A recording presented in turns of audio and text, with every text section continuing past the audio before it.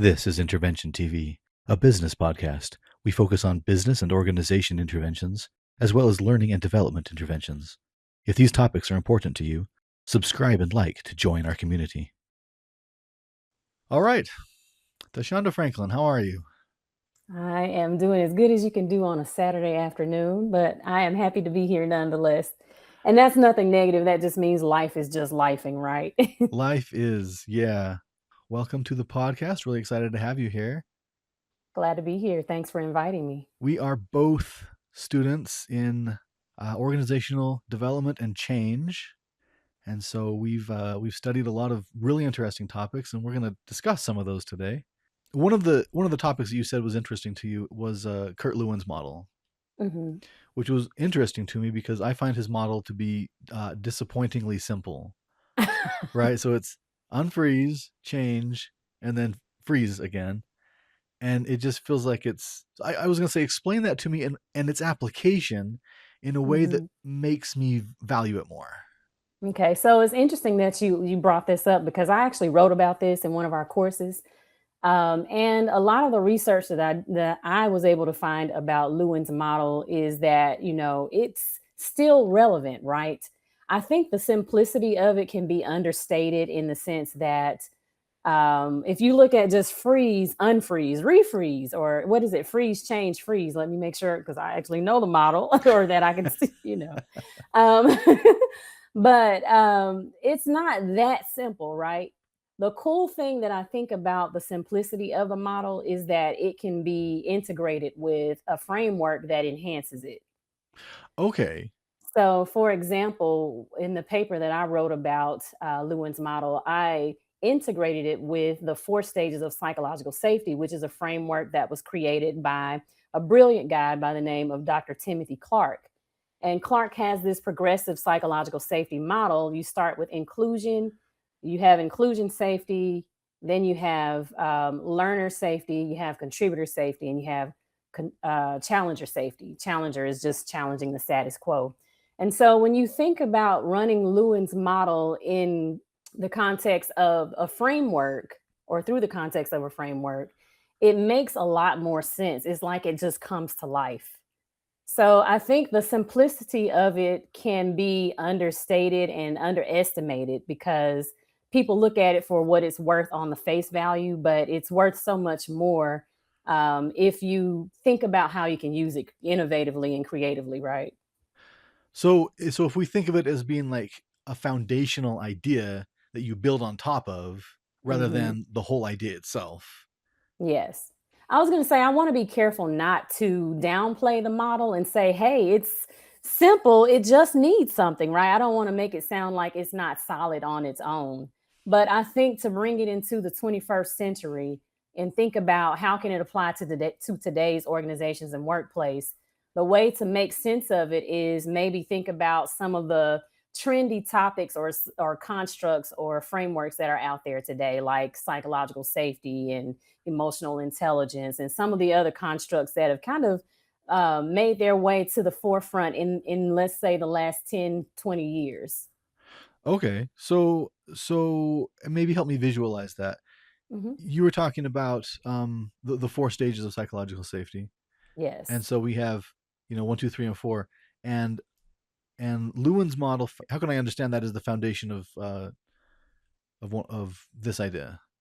Okay, so let's take the first stage of Lewin's model, right? It's a 3 stage model. And so we're going to start with unfreeze. So in unfreezing, you're talking about just really creating awareness that the current state is not adequate anymore, right? It's probably obsolete. Maybe it's the way we've always done things, but something needs to change. So that's where we are in the unfreeze stage. When you think about running that through psychological safety, one of the things that you want to make sure that you do from the beginning of a change process is think about how you're going to actually bring the folks who the change is probably going to impact the most into that fold, into the process of the change, into keeping them aware of what's happening in the change process, into getting them to buy into the change process, right? So, inclusion safety plays a key role in making sure that all stakeholders have some voice in that process of change. So, then when you think When you get to the change phase, you're thinking about introducing and experimenting with new behaviors and processes and mindsets and things that you want to become commonplace. You want them to have their place in that organizational culture, right? So when you think about all of those things, you're getting to the point where psychological safety can come in when you think about contributor safety. How do you now bring those stakeholders into that process so that they can help shape those new behaviors and processes and mindsets? And then when you're thinking about refreezing, you're thinking about how are we going to lock this in? So we kind of played around with a few things. Now we want to stabilize and reinforce the new ways so that they can become the new norm. And we're shaping and shifting the culture at the same time, right? So when you're thinking about refreezing, you're thinking about setting those norms. And in that process, you continue to have your inclusion safety, you have your learner safety. I forgot to bring that piece in, but you're learning throughout the three stages of Lewin's model, you know. So if you're bringing people into the fold who wouldn't normally have a voice, they are just really the recipients of the change and usually the disgruntled of the change and all of those things. It makes a big difference when they're brought into the fold early on with that inclusion safety part of psychological safety. Then they're learning in that process. You're keeping them abreast of what's going on as you know things, being you being the leader or the leaders who are, you know, leading that change. And then you're thinking about when you get to that experimentation part, challenging the status quo. So we know from the start that something about the status quo isn't suitable for where we are in this particular phase of the change process. So we recognize that now we're doing something about that by allowing a way for innovation to take place. So innovation is that part of challenger safety that's really key. So, like I talked about, you're going through this progression with the four stages. You have inclusion safety, learner safety, then you have contributor safety, and then challenger safety. By the end, you really want innovation to have its way in that culture, right? If you're wanting to refreeze or kind of lock things in, part of that norm can be that hey, we're an innovative culture now. When we see that something doesn't work, we can change it. We can try new things. We can be creative and implement something that might be complementary to something that isn't going so well that can enhance it. Kind of like integrating Lewin's model with, you know, another framework or another construct. So I Okay. think the model still holds a lot of value, but it is just probably easily overlooked because on the surface the model just looks really simple. It does hold a lot of value, and the reason you know that is because whenever you look at somebody else's work, they reference it so often, Mhm. right? And kind of what you're saying, new ideas are always built on top of it, and so that really creates, I guess, a strong case for its value, even though it is simple and maybe easy to overlook. Yeah. Yeah, that concept of we're gonna bring our organization into a new, whatever it is, a new mindset, a new frame, whatever. Mhm. uh, you're still going to follow that kind of a thing. But I like a couple of things that you said. You highlighted the experimental aspect of the change phase, because I think a lot of times when we talk about organizational change, it's kind of this top down idea. Here's what we're going to Mhm. do now. Deal with it, do it, stop resisting, that kind of a thing. Yeah. But if you're being collaborative with it, if you're trying to get as many voices as possible into it, then yeah, that experimentation becomes a necessary part of the change aspect, because you're looking for, of all of the ways this might manifest, how do we like it best, right? Or how does it Right. work in your department versus your department? And that way we can see the change in all these different ways, and that's powerful. Yeah, it is powerful. And rather than looking at it as a stepping stone or as something that's obsolete, I think we can start to look at Lewin's model as something that's foundational. You know, it's part of the fundamentals that we need to really implement change, right? So if we think about it as a foundation and something that we can build on, you know, it really to me plays up the value that it offers because if the foundation isn't stable, then no matter what framework you try to integrate it with, it's going to just fall apart, right? See, and I think that's another really critical point, is that stability. Mhm. um I guess I've been reading about change fatigue in organizations, where people are saying, okay, we've been in some kind of change process for the last 3 years. At what point are we going to achieve that level of stability? And the freeze language, I think, really highlights that, because Yes. you have to have something stable in order to change it, and ideally you're getting into something else that's stable. Mm-hmm. Um, anyway, so I guess what's in my head is something like, what if we identified like three major, like organizational functions or structures or something like that. Um, I don't know, some number, some uneven number, so that there can't be a tie. Um, but the idea would be that you can't change all of them. You know, you have to pick a few. I don't know. Does that make sense? Like Um, if we are trying to combat change fatigue in an organization that is going through a lot of changes, you know, I say that as my employer. We've had changes to the way we get funding. We've had changes to the way our personnel has changed. Our structure has changed. We're a much flatter organization now. We've done all these things recently. And yeah, there's a lot of people going, what even are we as an organization? yeah. What, in fact, my boss was saying, okay, we have to come up with our corporate goals. And everybody kind of went, what is it that we're trying to do here? And so we ended up having a really interesting conversation about that, and I used some collaborative change methods for that purpose. But um yeah, if I guess having that stability matters. Mm-hmm. And if we don't ever get there, then it seems like we're not making value of the unfreeze change freeze model, which is trying to say you have to get back to some level of equilibrium. Right. And if we want to just be honest and refer to something that we hear all the time, right? Change is the only thing that's constant.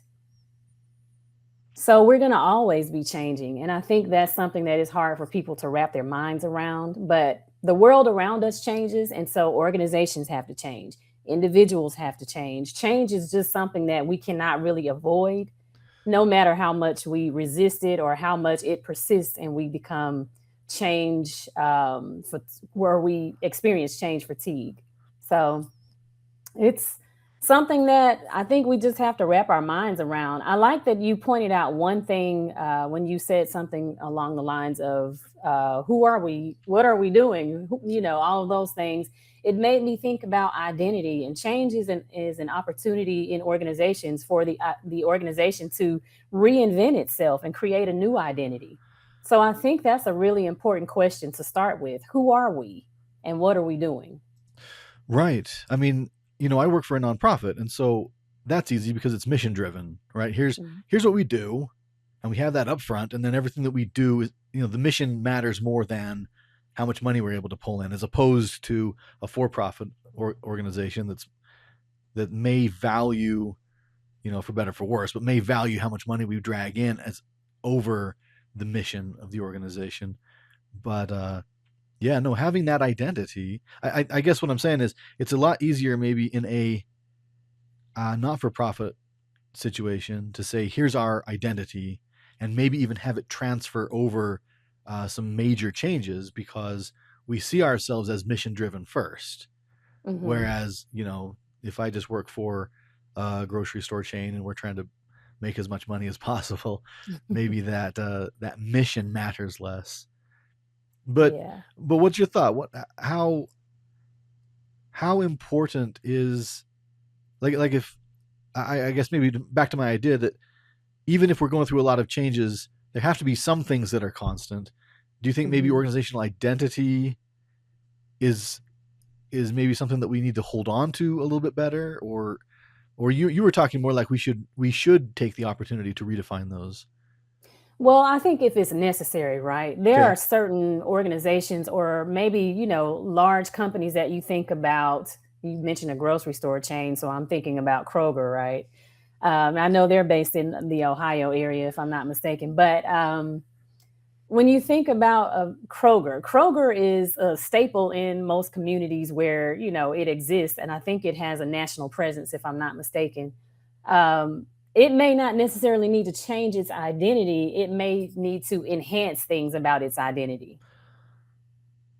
So it might not necessarily be that the identity of the organization needs to change. It may be, okay, we're implementing these new things that we want to eventually become our norms.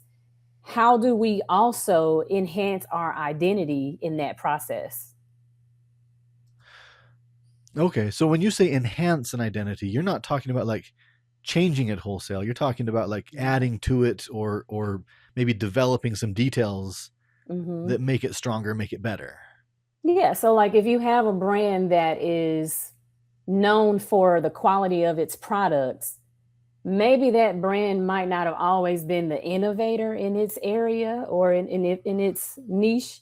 But if they reposition themselves via identity, right, they can position themselves as also innovative. We don't just produce a quality product, we produce a top of the line, high quality, innovative product. The product is keeping up with the current of society, right? Whatever society needs, this product is aligned with that. So you might have been known for your quality, but now you become known for keeping up with what's important in the times. You become sort of a elite in a different sense, not just elite because you're known for the quality of your product.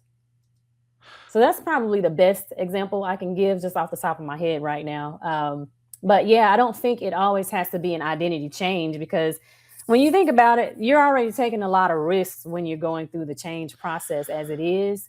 Changing your identity and what you've been known for, it can be detrimental, right? So No, changing when what you you're think, known for is kind of a social thing. It's not just internal. It's how are we right. perceived? How are we known? Hmm. And that's going to matter. As a business is trying to make money, that has to, yeah, that has to resonate with your customers. Absolutely. So that resonate part, that is a key part when you think about, well, how much do we want to change how we look to the people on the outside or how they perceive us? Is that something you've thought a lot about, making changes to corporate identity or organizational identity? Um, I think about making changes to identity, not necessarily just in the sense of thinking of organizations, but in the sense of thinking of different parts of an organization, right? Okay. I think about teams. There could be a team who has an identity that they're known for within that organization that may not be favorable for them. So as they begin to rethink how the team should be presented, how the team should position itself, how the team should work in collaboration with other teams or with partners across that organization, then it's important for them to start considering their identity and how they want to reinvent themselves. It doesn't mean you have to start from the ground up. Case in point, if you are the business and finance team, then, and I'm just thinking, I work in higher ed, so I'm just pulling kind of like some of the departments that might be, or if you're in admissions, you might want to think about how you can be more effective when you partner with folks across the campus because it's one body, everybody has to work together. But if you're that team that's kind of known for something not so great when it comes to collaboration with other folks on that campus or within that organization, then it could be critical for you to think about how you want to reposition your identity and what you're going to actually do to carry that out. And then how are you going to change how you collaborate and work and how you achieve your overall goals that are aligned to the mission. Like you talked about earlier, we're all mission driven, but how do you align this change with that mission as well? So you reposition yourself in a sense by rebranding the department or the that particular team or whatever the case may be. So I think about it not just as an organization as a whole, but sometimes the systems, the parts of the system, I should say, in that organization. This part of the system might need to change or rebrand to be more accommodating to other parts of the system. And it might even force those parts of the system to change as well. So, oh, they stepped up their game. Now we have to do such and such, or we have to match their energy, or we have to, it becomes collaborative, competitive in a positive sense that it really leads to better collaboration. There's organizational identity, or team identity, kind of what you're saying, the sub organization. Mhm. Um, that is like the outward facing. We're known for no nonsense, whatever. Yeah. When people interact with us, here's what they expect. Is that different very often from the way that we might talk about ourselves internally? Yes, absolutely. I mean, I can say from my own experience working in an organization that I've been a part of a team where the team is perceived one way on the outside, but internally the team perceives itself totally different. It's just like an individual. You know, you might have this individual who shows up and they seem confident, they seem all the things, right? But internally they might be very insecure, they might feel incompetent. They might, you know, they're smart enough to just wing it through those public facing situations, but internally they might go through a lot. Think of Michael Jackson. You know, people Oh, talk a sure. lot about, you know, him being the king of pop, and he's kind of like the hot trend right now, right, with the movie out. But Michael Jackson was like so insecure about so many things. I read an article that talked about how he was, when he performed, I think it was Billie Jean at the 25th Motown anniversary. Okay. He did all these new things, right? He did the moonwalk and all the things that he did. And when he got off the stage, he criticized his performance. Sure. But everybody was so elated with what he had introduced to the world at that time. You know, it was new, it was innovative. Nobody was doing what he was doing, really. But to him, you know, his inner critic would not let him live down the things that he saw or perceived as mistakes. So he's perceiving one thing internally, right? But externally, he's getting all this praise. It could just be the opposite for a team or an organization. You know, when they collaborate with someone else, it could be um, that they are perceived negatively, but internally they perceive themselves positively. And that's why it's so important to have a third party who has a neutral stance, who can be invited or introduced into that situation and maybe reflect a mirror so you can actually see what you or your team is really. So that's where change agents come in. That's where organization development and change professionals come into play, right? And yes, that is a shameless plug for what we're both studying to do eventually. But I Well, mean, I that was is why we're needed.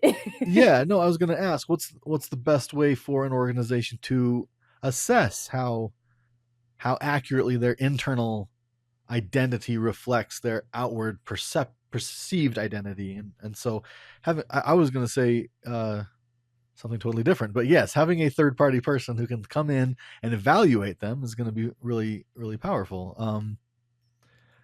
Yeah, I was going to say talking to the clients, whether they're internal Yeah. clients or external clients. um, but again, maybe that's where the psychological safety piece comes in, because it'd be real easy, especially, oh, this is a no nonsense team. It'd be real Hmm. easy to just be like, oh yeah, you're great, you're wonderful.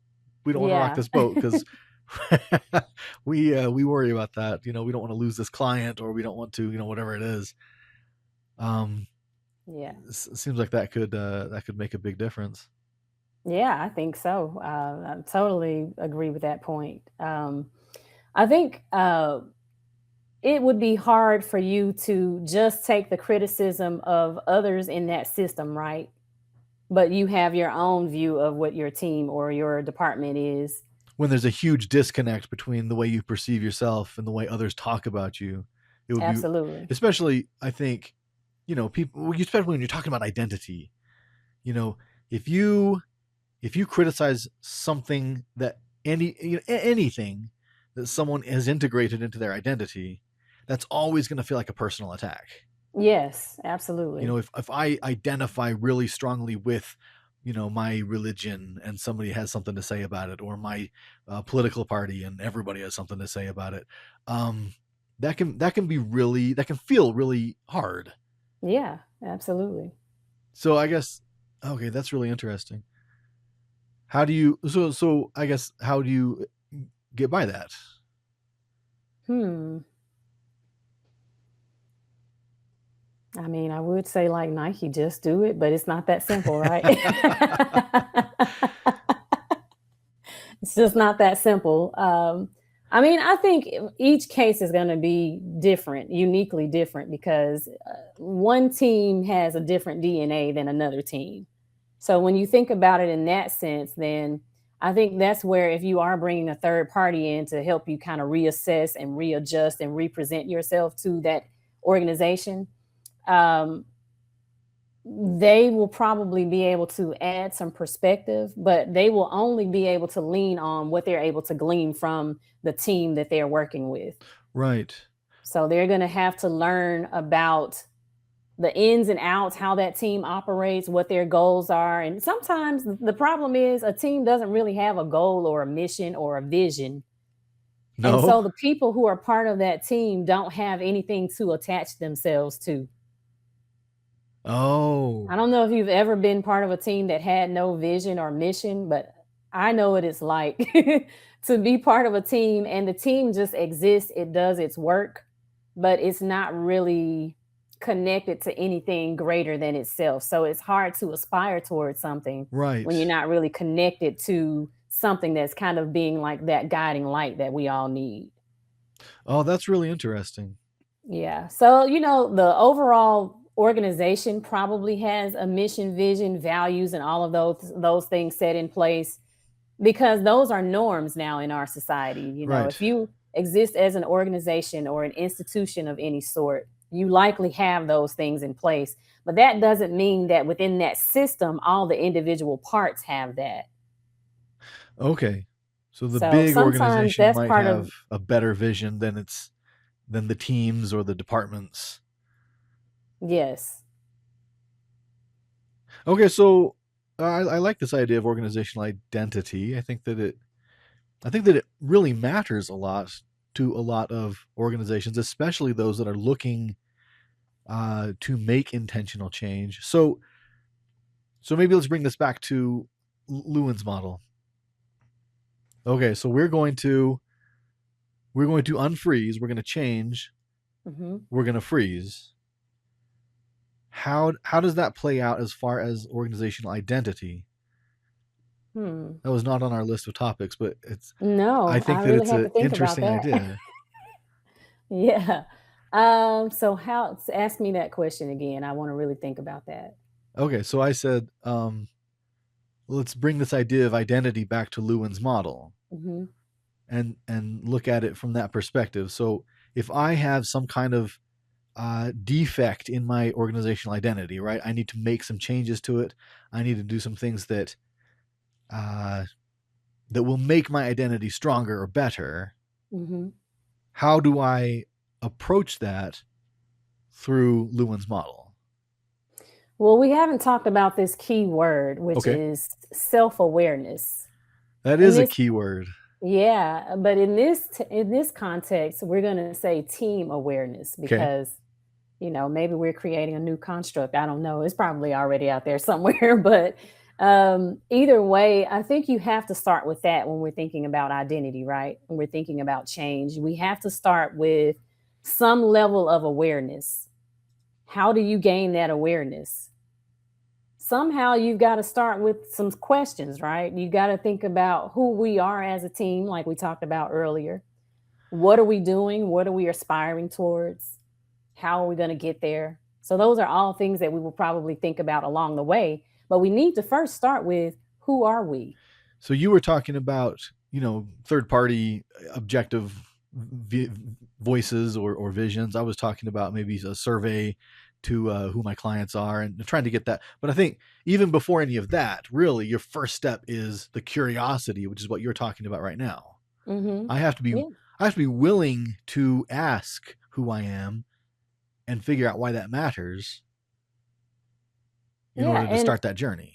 And as a third party, I think it would be key for that third party to really get a sense of what everyone on the team thinks the team is. So you have 5 to 20 people on a team. Everybody should be able, because I'm thinking about your survey that you mentioned. Everybody should be able to articulate how they view the team, who they would say the team is. And ideally, they all say the same thing, but Probably not, right? In reality. So, yeah, I think it starts there with just really assessing who we are really.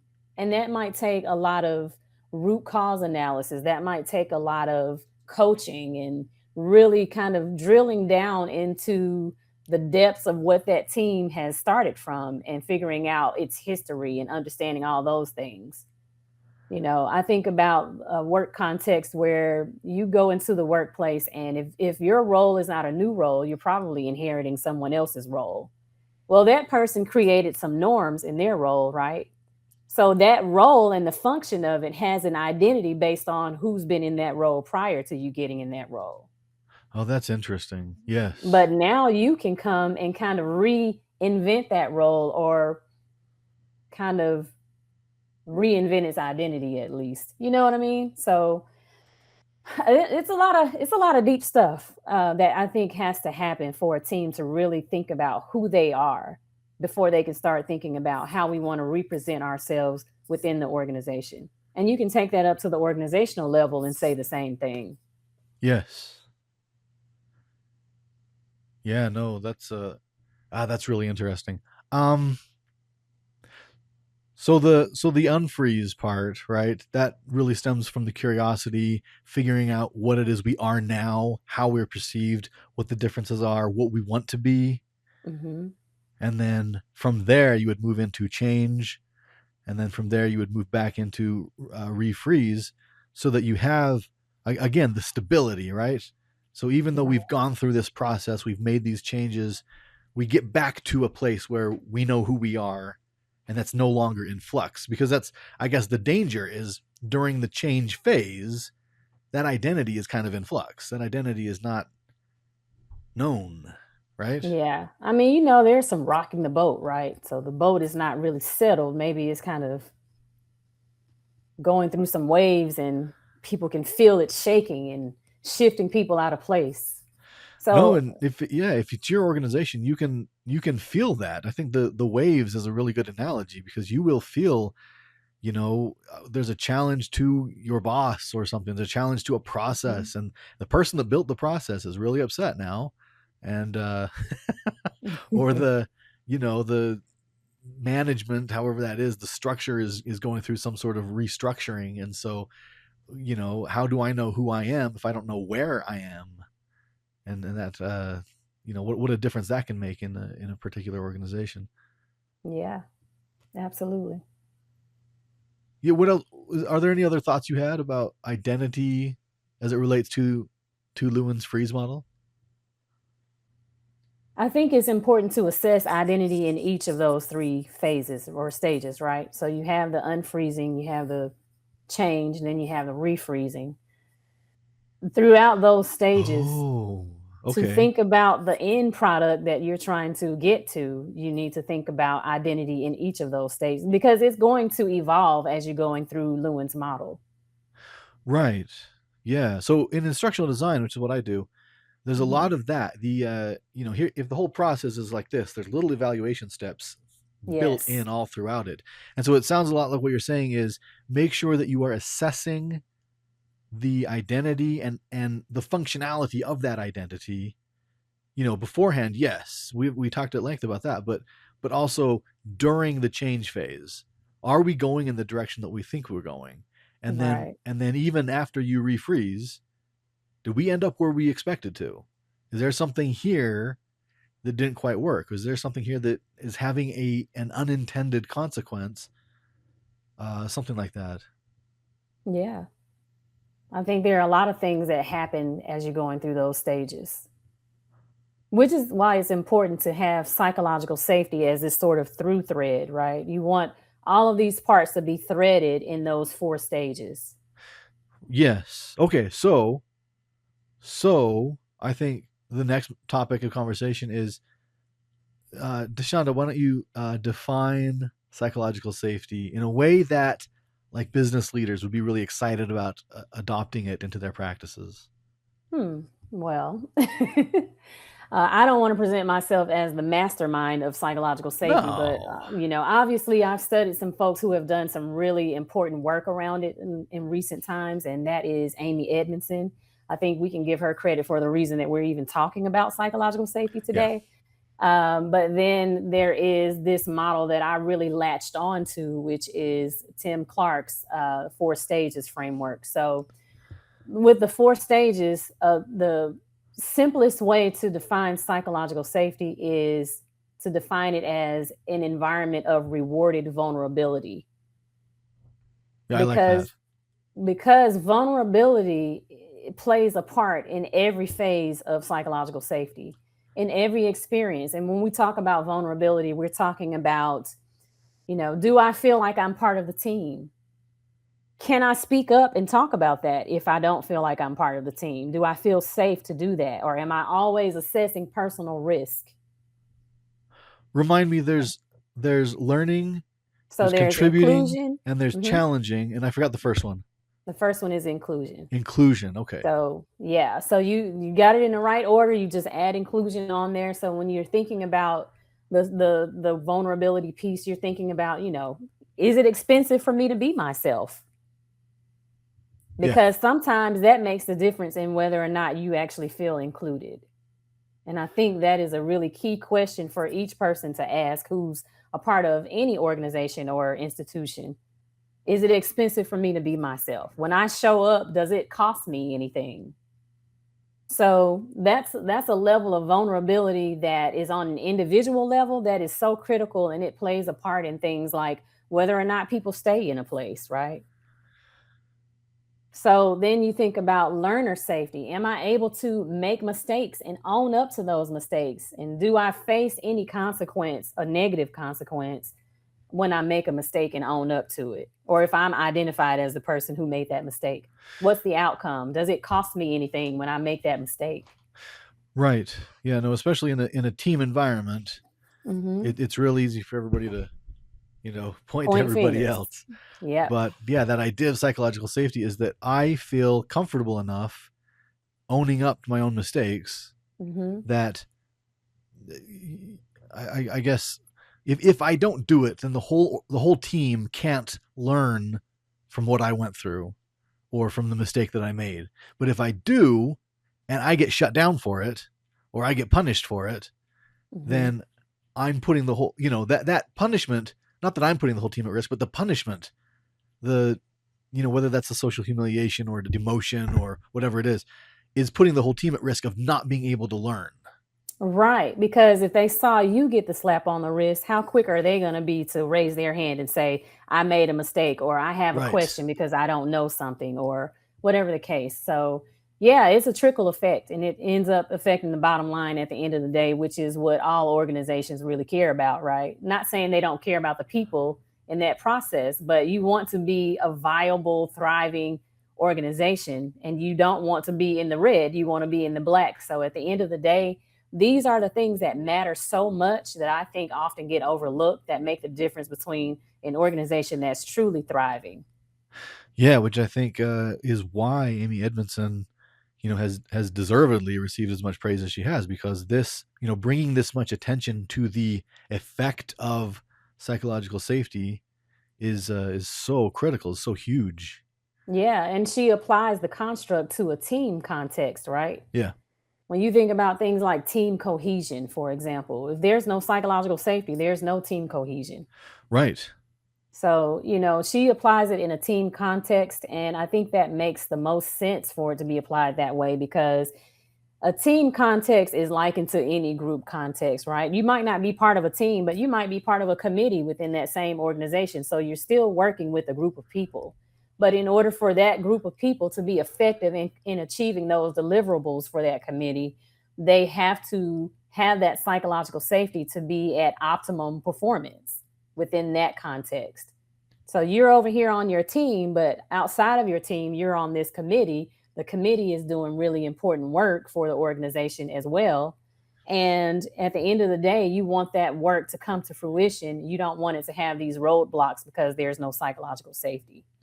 And I think that brings us back to the identity part, because like you were saying, if I can't manifest authentically in my team environment, and that goes straight to individual identity, right? If I can't if Absolutely. I can't be myself, well, I may not be very comfortable being an inauthentic version of myself. Therefore, I'm just going to shut down, and that Yeah. that results in a loss of X percentage of your entire team, just because you don't have that kind of environment where people can be vulnerable and be authentic. Um, but I think that the other point is when when the team can learn something, right? Hey, let's evaluate this project that we just did. There were a couple of roadblocks. Yeah, that was my fault. Oh, okay, then let's put a new process in place or whatever it is. That enhances the team identity because now all of us, we're all geared toward doing something more consistent with our identity, right? More consistent with the way we perceive ourselves. We want ourselves to be known as very efficient, right? Right. And so this, by identifying what that mistake was, we can now be more efficient. We can now be, more true to our internal perception of our team identity. Mm-hmm. And as we And do then, that, that makes us, that much more powerful. That makes us that much more able to, uh, live our identity. But missing that, you start to lose that team identity, right. and that could filter Yep. up to the whole organization. Absolutely. Because what this team does is it's as a part of being part of a system, everything you do is going to affect other parts of the system. It's like your body, if I can't even think of the analogy that I wanted to say here, Well, but my your boy just got done with the soccer game, uh-huh. and he's got one of his heels hurts. Mm, And so I'm showing him, okay, this is how you run on the balls of your feet. We don't do it anymore since the invention of modern shoes, but this is how yeah. you run on the balls of your feet. And he's going, ugh, I don't like this, Dad. But just that one little part, the tiny part of his body, and Yeah. now people that he normally keeps up with are outrunning him, and he's performing less because there's one thing that's not working. Maybe that's kind of in line with the analogy that you're trying to make. Yeah, because one part of the body is going to impact other parts, and that's the gist of what I was trying to get to. So, when you think about a system, if this part of that system isn't really doing its part well, it's going to have an impact on other parts. We see that every day, probably more than we realize, and we may overlook it because it's so normal. Yeah, no. So I'm thinking bringing it back to a grocery chain or something like that. Hmm. If stocking is slow, right, or late, or not they're not doing it right. There's a particular order that they're supposed to stock new Yeah, material in. That's gonna ripple out. That's gonna have an effect throughout the organization. The customers are going to come in, they're going to be surprised, they're going to be disappointed. I know I've been into the store early in the morning. I wanted to grab some bagels off the shelf, and there are none. yeah, Oh, I guess I got to come up with a whole new plan for my breakfast. Maybe I feel like, well, I don't want to come here again, or I don't want to come here at least in the morning because I don't think that they're going to have be things that when I stocked. need them. Yeah. Hmm. But okay, so now that's affecting maybe the grocery store's identity, or the way that they're perceived, the external perception of their identity.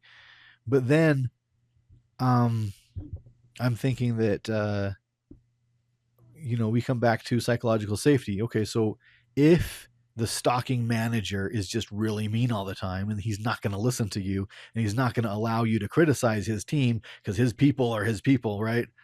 Yeah, People aren't willing to speak up. Well, that problem is just going to persist. And so exactly. That is why psychological safety problems persist. allows identifying issues, and I think maybe that's moving into contribution safety and challenger safety.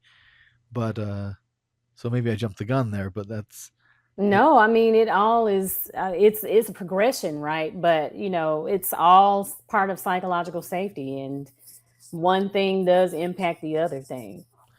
And starting with that inclusion safety, if your identity doesn't feel solid within that organization, then those other things probably are impacted as well. Everything is a system. Yes. Yeah, no, and that systems thinking aspect is so critical, especially if you are trying to evaluate the whole organization, because it's made up of parts, and that's the nature of things. And every part is critical, whether people accept that or not. Every single part is critical. So talk to me about organizational culture and how it might intersect with this idea of identity. that we've been discussing. Organizational culture and how it intersects with Well, maybe give me a identity. definition of organizational culture to start off, and then we can go from Okay. there. So this won't necessarily be a research-based No, it's definition, your but version, and that's I yeah, think that's what's so critical is there's these ideas, right? And maybe we've agreed to define them in a certain way, but maybe that isn't as functional as we want it to be. And so having people define it in their own way, you think about Dr. Katie's class. How many times did he ask us to define define something. organizational development? Over and over and over. What do you think this means? And Yeah. everybody's inputting something slightly different, and that's strong. Anyway, so sorry, but yeah, I wanted to hear like the TaShunda version of what organizational culture means, what it is. Well, first I hone in on the word culture, right? So when you're pretty young and in, let's say, I don't know, late elementary or middle school, you learn what a culture is because maybe you're learning this in social studies or in one of your classes. And so I remember learning that a culture is a way of life. And so when I think about organizational culture, I think about something that people say often, which is the way we do things around here. So, and usually you hear that in a negative context because you'll hear folks kind of trying to keep that status quo in place, right? They're telling you, oh, we don't do it like that. The way we do things around here, dot, dot, dot. And the way they're doing things might actually suck. so, so at the end of the day, I would define organizational culture as a way of life within an organizational context.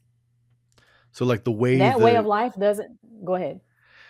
well, I was going to say the way that like people live within the organization, or the way that the Exactly. organization manifests itself as an entity, or both. I would say definitely the first part of what you said, Okay. because I'm thinking about organizational climate as well. And when I think about organizational climate, I think about the environment in which we are living out that way. Okay. So the culture exists within the climate is the way that I'm thinking about it, which to me is how I'm able to distinguish between organizational culture and organizational climate. So organizational climate is the landscape, and organizational culture is how we how we live, our way of life within the organization, Right, or how we navigate that landscape. how we navigate the landscape. Hmm. Let's say you have a challenging environment and you have people trying to navigate it, right? People trying Hmm. to whether that's just survive or thrive or move up the ladder, or not face punishment, whatever navigating that landscape means. The culture would manifest differently depending on how, like, what the goals of the individual are, or would that culture be consistent? I don't think every part of that culture or that organization is going to be doing the same thing, but the collective of all those things still make an organizational culture. Okay. Okay. So So that you culture might, may manifest on like the individual level, but it can't be analyzed at the individual level. It has to be analyzed on the whole. Is that what I'm hearing? um, not quite. I guess the way I'm thinking about it is when you think about DNA, you get these 23 chromosomes, if I'm not mistaken, from both Uh parents. huh. I might be, I'm a little challenged on science at this point in life, but not social science though. But but when you think about DNA, you don't know how that mix is going to come out when you create a child, right? So I have 5 children.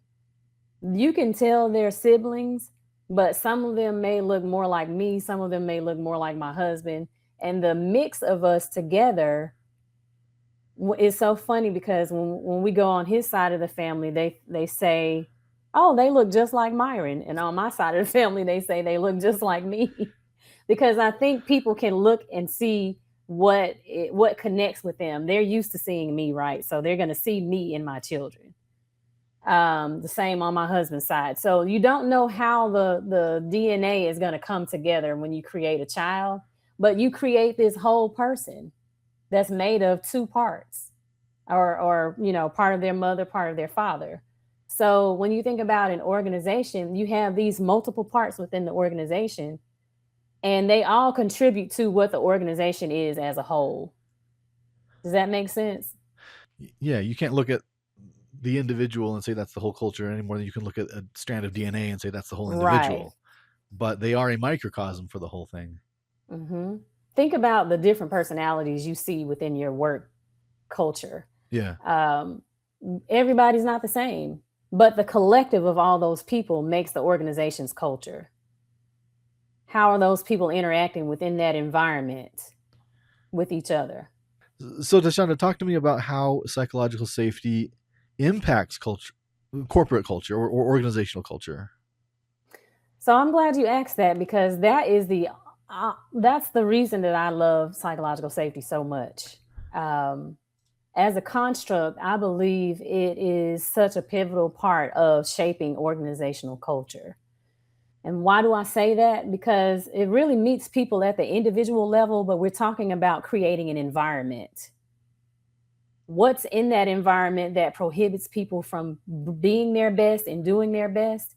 And what can be changed or implemented or introduced into that environment that shifts people into this mode of optimum performance? So at the end of the day, with psychological safety, and going back to the definition that I provided about it being an environment of rewarded vulnerability, you have this environment where innovation is happening ultimately because people can be themselves, people can learn from mistakes, people can contribute, and people can challenge the status quo. And that's just me bringing the four stages back into it, because I lean on it so much because it's such a practical way to think about psychological safety and creating organizational culture. It starts with individuals, and then dealing with those individuals, it impacts a team environment, right? Then dealing with that team or teams, it impacts the complete environment of that organization. So you ultimately want an organization where leaders can share what they're knowing, what they can share what they don't know. For example, in the change process, how many leaders do we have that are actually vulnerable enough to say, hey, I have just as much uncertainty as you, but what I will do is keep you looped in to what I'm learning as we go. Yeah, that's a lot of Sometimes leaders vulnerability, don't, and that's a lot of yeah. connective power. Yeah, because the identity that we impose on a leader is that they're an expert at everything, and that's just not the case. That's why there are so many individuals in the organization. So at the end of the day, psychological safety is something that everybody in the organization benefits from, no matter whether they are an individual contributor or if they lead that organization or if they're somewhere in between. Everybody is impacted, and all of those things shape organizational culture. Without psychological safety, the organizational culture might be good, but I would question whether or not it's going to be great. And I don't Yeah. think that it's easy to achieve psychological safety as a constant in an organization because you're constantly introducing new people or new things into that environment. Oh, that's interesting. So Yeah. even though like I'm celebrating maybe because I've finally brought psych safety into my organization, whatever it is, may not be there next month.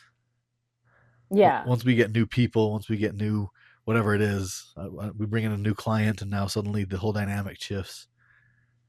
Yeah. So it's something you constantly have to prioritize. You have to have an eye for it. Does this thing exist? Are these people able to do this thing? Is everybody able to contribute and have voice in this process or in this project or whatever it may be? So it feels like psychological safety affects culture, and then culture turns around and affects psychological safety. I guess you could look at it like that. Hopefully in a positive feedback loop.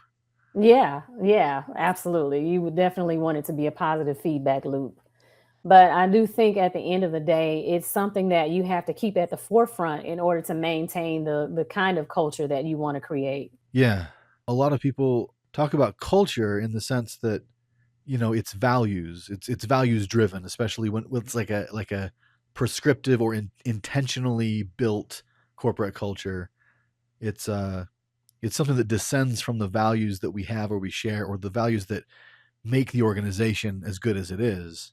And so if we are able to integrate that, like you were saying, that rewarded vulnerability into our internal organization as a value, then that's going to hopefully feed that loop that this psychological safety environment is giving us positive things. It's making our culture better. Therefore, our culture turns around and makes the psych safety environment better. Yeah, absolutely. So they just work in concert. Because I can imagine, kind of coming back to your idea that new people or new whatever it is are going to come in and affect that. And so I can imagine that somebody might come in and the psych safety culture is so strong that they're not able to like influence it detrimentally, right? Yeah. They're the ones that are like, oh, this is something that we do. Oh, I'm being introduced into this new culture, by encountering psych safety the first time. Wow, I can't Yeah. believe that you just admitted, that you made that mistake. Nobody at my previous organization would have ever done that, and that would be really, really powerful. Yeah, absolutely. It's like opening their eyes to something new, right? They've never experienced that before, but it might make them curious enough to want to learn more about it at least.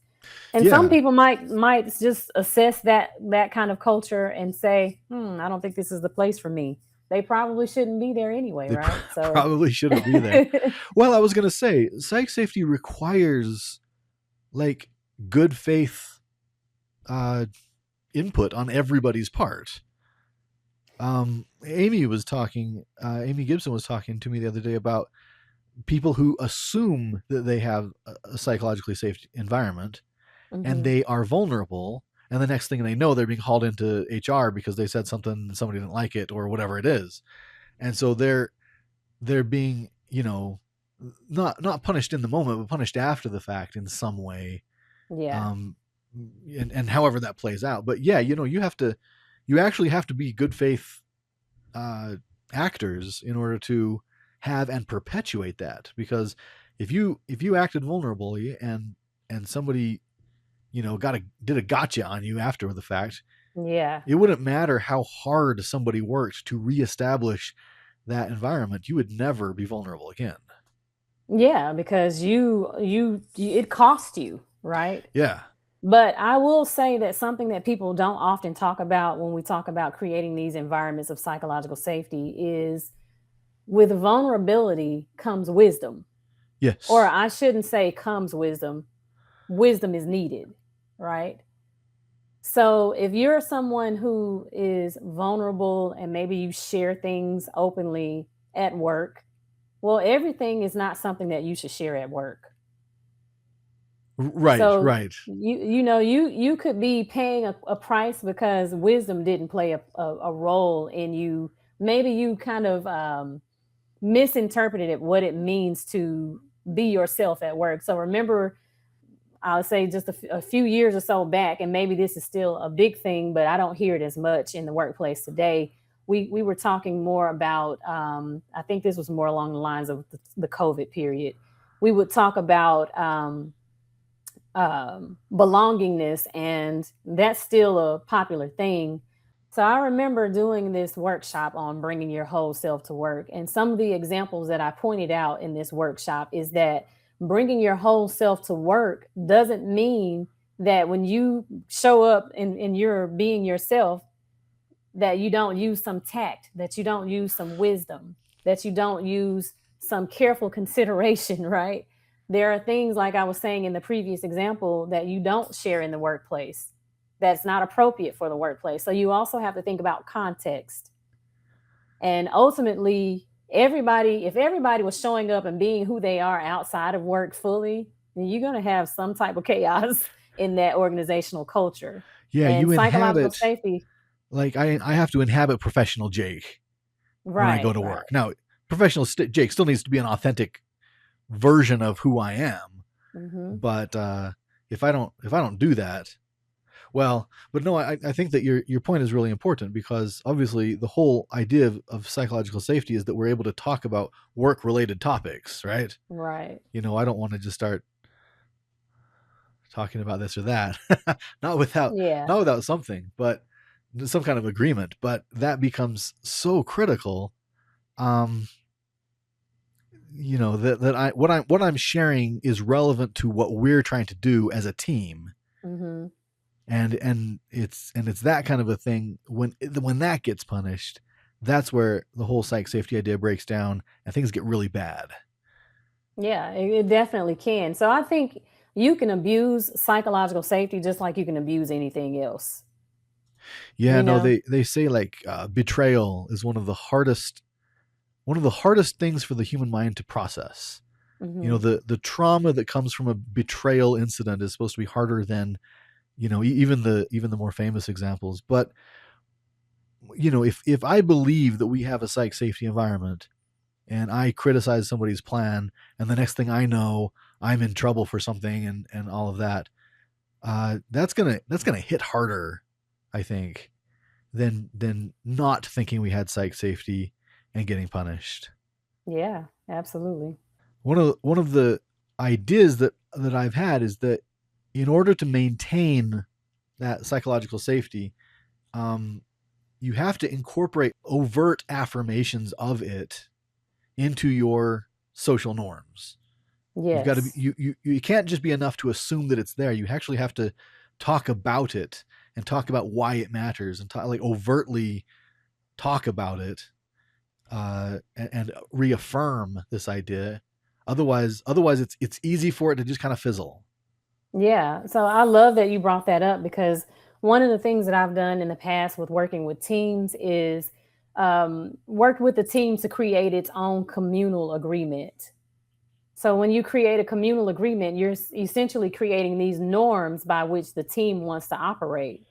In creating that communal agreement, you can run that through psychological safety. What is psychological safety? Do we have inclusion safety? Do we have learner safety? Do we have contributor safety? Do we have challenger safety? And like we talked about in one of the group projects that I was part of in our program, we talked about protecting the dissenter, which is essentially making sure that that person can challenge the status quo without it costing them anything, without everyone turning to them and them becoming the target. Right. So Can even they even if I challenge disagree with that person, the right? fact that they're able to say something I disagree with is so important that I Hmm. have to stick up for their capacity to disagree with me. Right. Yeah, because you can assign someone in a group context who doesn't agree, Yeah. even if at their core they really still agree. And I think they call this the 10th man, and some people Uh-huh. call it the devil's advocate. Yeah. But at the end of the day, that person's job is to present a different perspective than maybe what's shared among the group. And that's kind of something that can help disrupt groupthink as well. Yes. No, and that becomes so critical when, you know, it's especially you get like 10 of the same people, same mindset, same types of personality in the same room. Yeah, of course they're going to agree on a lot of things. And so having somebody whose assignment is to point out what the problems are, first of all, challenges you and make sure Hmm. that you are in fact willing to, live up to this value, up to this code, but also allows you to see what you're talking about from a different perspective. And I think there's so much value in that. Absolutely. Yeah. And I think that is something that you have to consider when you're creating these norms or this communal agreement within the work group that you're a part of, right? You have to think about how do we create psychological safety in the sense that people can show up and be themselves and it not cost them anything. People can learn and grow, make mistakes, ask for help. They can contribute without feeling like they're what they have to bring to the table is not valuable. They can contribute instead, which kind of just signals to them that, hey, you're part of this team, you should contribute and be part of the work as well, right? And then you have that ability to challenge when challenge needs to take place, because we know that if we get stuck in that mode of we're doing things the way we've always done it, we need that unfreezing phase, right? We need to recognize that that's happening, and then we need to get to that change phase, going back to Lewin's model, where we start to implement these new things because we have this communal agreement that kind of keeps us aligned with making sure we foster psychological safety within that work group. When you're putting together these communal agreements, right? And you're establishing what kind of norms the team is going to run by. Mm-hmm.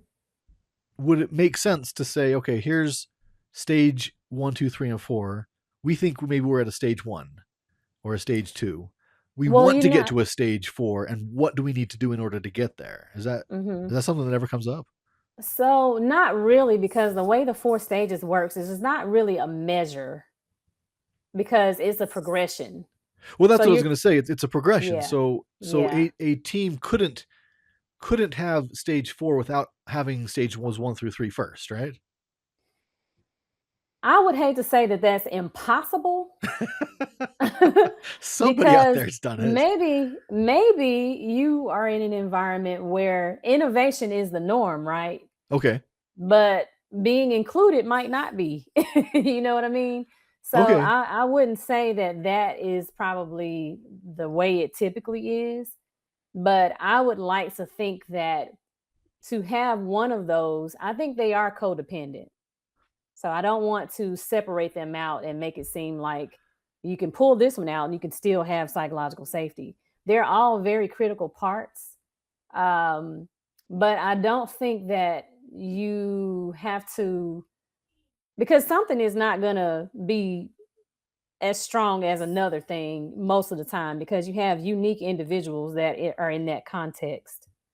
So you wouldn't necessarily have everything down to a science when it comes to thinking about those four stages all the time, right? Ideally, that's how we would want it to be. But I wouldn't Ideally. say that you're on the wrong track if you are high in um, challenger safety. People just challenge the status quo, but maybe learner safety isn't something that is really at a peak in that culture. All Okay. all of them are necessary, but I can see that you might have this one, we're great at this, but we need to work on this. Oh, we're okay here, but we could push ourselves a little more to make sure people feel like they can contribute or, you know, um, we're learning a new thing. So, in order for us to learn a new thing, we're connecting challenger safety back to learner safety. So, I can see how they can kind of work interchangeably because they are all dependent on each other. But I don't necessarily think that they have to be used as a measure of success. I guess that's ultimately what I'm trying to say. Like, you wouldn't necessarily use them as a measure of success. Like, we're Okay. not doing well here, or, we need to bump this up. Though it's necessary probably sometimes to be mindful about the different parts of that stage that you need to really improve at some points or another. But at the end of the day, they all need each other. You need inclusion safety, learner safety, challenger safety, contributor safety. I left that one out. But yeah, But they they create all need each feedback other. loops But kind of to each other, don't they? right, They right. They work reinforce each other. interchangeably. Yes, reinforcement. I like that. Okay. So they're not necessarily not a progression in the strict way that I was understanding it at first, but Right, right. okay. Well, it is a progression. I don't want to say that. It is a progression, but I can see where in, a unique environment, one of those stages might be stronger than another stage. Okay. Maybe we're doing a really good job of making sure folks feel included, but maybe we need to do a little bit better job of making sure they feel like they can really contribute and do good work, Okay. if that makes sense. No, that Yeah. makes a lot of sense. So you are passionate about psychological safety. I guess you could say that. We have talked about it most of this time, right? What's something about psychological safety that you love that we haven't discussed yet? I think we have probably discussed this without maybe saying it directly, but I love that it creates this ideal environment in a workplace that can ultimately help that workplace thrive. At the end of the day, that's kind of what drives me in organizational work is how do we shape the culture or shift the culture so that the people thrive in that culture. So that's what I love about psychological safety is its potential to produce that result. It's an easily definable path for a organizational culture to get to that thriving state. That's what it sounds like. Yes. Hmm. Awesome. And I don't think it's an easy road getting there. It's a No. constant. building on it. Yeah, yeah. It like I said, it takes that reinforcement. It takes uh, affirmations. It takes, I have to be very intentional about creating it if that's what I want. And if I'm not, Absolutely. then I'm not going to get it, or I'm not going to get it in the way that I want it. And you need some champions doing that work with you. It's very hard if one person is trying to take on the work of creating an environment of rewarded vulnerability. You need some folks that are going to ride that train with you, you know? Yeah, yeah. People who are willing to step out, be vulnerable up front, especially leadership. If leadership is able to walk out and be vulnerable up front, that signals to everybody else, oh, maybe I can contribute in a way that I didn't think I could before. Absolutely. Awesome. Well, this has been a really fun conversation. I think we've covered, organizational identity and psychological safety, and Lewin's model, and how these things all relate to each other. And I think that I hadn't considered that they relate to each other as well as I had before, but yeah, I see the vision now. So thank you very much. Well, thank you for having me. And I think some of those were unintended, but hey, it worked the way it did, and I think it worked well. No, this conversation was good because we're exploring ideas in ways that we hadn't before, and that Yeah. that ability to share new ideas maybe kind of reflects psychological safety in a way. So that's good. Yeah. Well, thank you for having me. Awesome. Thank you so much. I will talk to you next time. All right. See ya.